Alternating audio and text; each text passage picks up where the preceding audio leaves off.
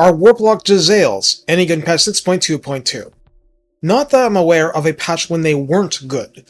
They're quite potent, and what I hear from word of mouth is that they're viewed as more consistent performers than rattling guns, despite their limitations. Well, that has to do with ranged unit bugs in the game to some extent, but we'll do what we can with things. Seriously, they're good, let's look at how.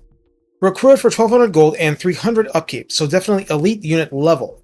On Ultra, this has 32 entities with 3,936 health, just like the Warpfire throwers. Armor is 70, but in this case, there's a silver quality shield blocking 55% of small arms fire. That's extremely unusual and came long before Grand Cathay was released, but Jezzails cannot climb walls or get on walls from the inside to shoot without. This is a field sniper unit only. Leadership of 50 is middling. Speed 42 and charge speed 46 makes them more nimble than Warpfire throwers, and indeed a lot of units. Melee attack 16, attack interval 4.3, and no splash damage is as horrendous as you expected. Melee defense 16 is just as bad. Weapon strength 26 is split base 20, armor piercing 6, and isn't that horrible, but yeah, whatever. Charge bonus is 2, and mass is 150. Ammunition uses the old, psi-inducing standard of 22 base. Range 275 is quite spicy.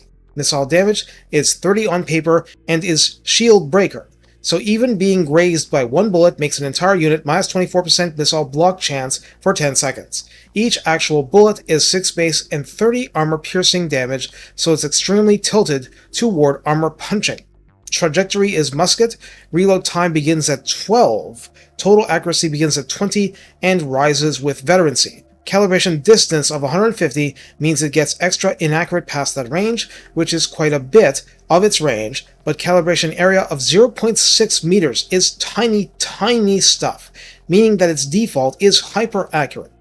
Anything larger than a manling should be consistently peppered, and even man-sized targets should be shot quite a bit. Penetration size cap is medium, and max targets penetrated after the first shot is 1, so you will consistently see 2 infantry being shot, even if they are a significant space apart from one another. This makes the low quote-unquote missile strength seem less of a problem.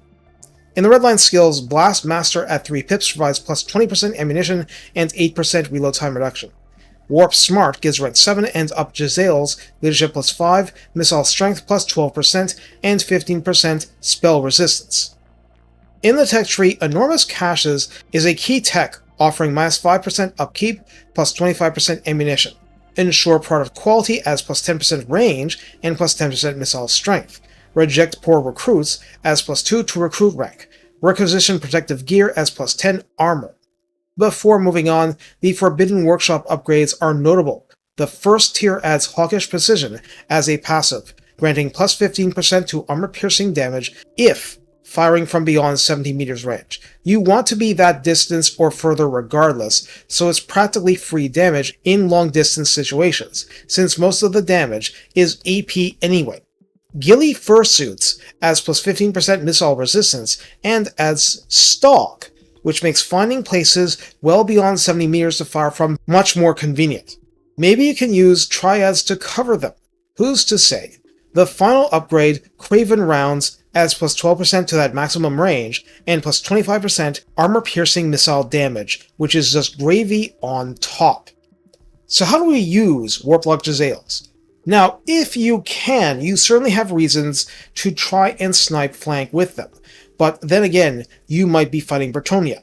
So when your enemy has advantages in speed and plenty of armor to pierce, you use Jezzails from the back line, ripping through armor, debuffing enemies for your other ranged weapons, like rattling guns, and then shift to annihilating single targets if the opportunity arises.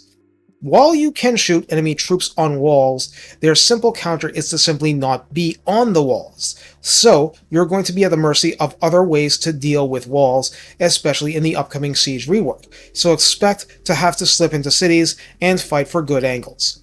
Any similar unit has the same struggles. Finally, the simple fact is that 22 ammunition won't seem like a lot over the course of a long battle. That's where techs, Lord skills, and Warlock engineers can be a big deal. Well, the latter can be a big deal regardless, taking already good values and cranking them up to the stratosphere. So Jezzails, even with the ammunition seeming too low because of the range at which they can take less than ideal shots, are powerful partly because of that range, and partly because there are lots and lots of targets resistant to other attacks that get bruised and battered, because this is almost pure armor-piercing damage, as close as anyone gets without being a Siren, and Sirens do not have guns. So there. That 55% missile block chance is deceptive. It's a great thing to have, but deliberately putting Jezzails in crossbowman range is usually not a good plan. Make the enemy fight to get in range and whittle it down. And when they have no more ammunition to spare, you probably should just retreat them if possible. Take care and have fun sniping armored knights and making their shields feel small and puny. Just their shields. Definitely not something else.